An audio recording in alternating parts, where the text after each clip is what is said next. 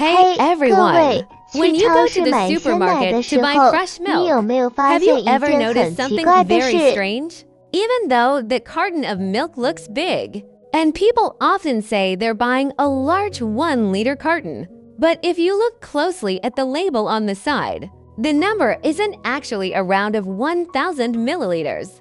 Instead, it says a mysterious 946 milliliters. No matter how you look at it, that number feels awkward, right? Is the manufacturer cutting corners? Or is there some scientific trivia hidden behind it?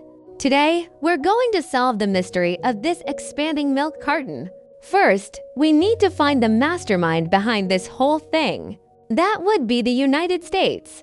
This has a lot to do with the conversion of mathematical units. In Taiwan, we are used to the metric system, like liters and milliliters. But in the US, they use the imperial system.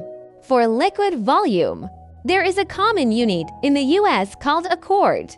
Here's the key point. 1 quart, when converted into the milliliters we know, is exactly about 946 milliliters. You might ask, what does the unit used in the US have to do with milk in Taiwan?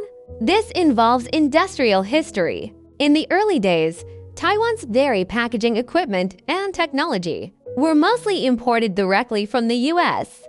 Since the machines were made in the US, the carton molds produced were naturally designed according to the American standard of 1 quart. For this small 54 milliliters difference, if manufacturers had to redesign all the machines and creating new molds, the cost would be staggering.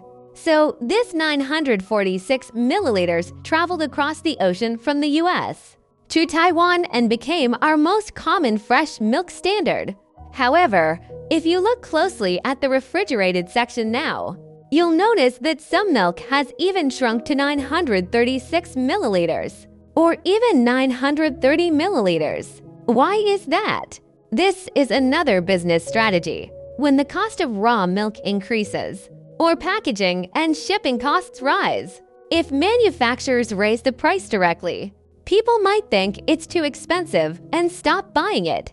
So they opted for shrinkflation, which means quietly reducing the volume a little bit while maintaining the original price. That's why the numbers fluctuate. So before you buy something, remember to check the volume label carefully so you won't be fooled by the big carton. Finally, let's consider a question from a physics perspective. Why can't they just make the box a little bigger and fill it up to exactly 1,000 milliliters?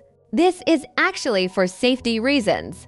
Milk sloshes around during transportation, and liquids expand and contract with temperature changes. If the boxes were filled completely with no gaps, as soon as the temperature rose slightly, or it got squeezed during transport, the carton would likely leak or even burst.